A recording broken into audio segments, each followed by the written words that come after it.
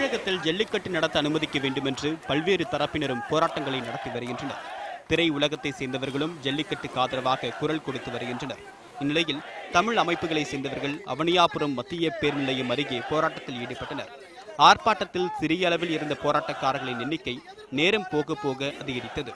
கூட்டத்தை கட்டுப்படுத்தி திணறிய போலீசாருடன் சிலர் வாக்குவாதத்திலும் ஈடுபட்டதால் அங்கு பரபரப்பான சூழல் ஏற்பட்டது. போராட்டத்தில் பிரபல இயக்குனர் அமீர், நடிகர் ஆர்யா, அவரது சகோதரர் சத்யா, இசையமைப்பாளர் யுவன் சங்கர் ராஜா, இயக்குனர் கௌதமன் ஆகியோரும் இணைந்து கொண்டனர். இதனைத் தொடர்ந்து ஆர்ப்பாட்டக்காரர்களை கலைந்து செல்லும்படி போலீசார் வலியுறுத்தினர். இதற்கு அவர்கள் மறுப்பு தெரிவித்ததால் போலீசாருக்கும் ஆர்ப்பாட்டக்காரர்களுக்கும் இடையே வாக்குவாதம் ஏற்பட்டது. வாக்குவாதம் முற்றிய நிலையில் கௌதமன் உள்ளிட்ட ஆர்ப்பாட்டக்காரர்கள் மீது போலீசார் தடியடி நடத்தி கைது செய்தனர்.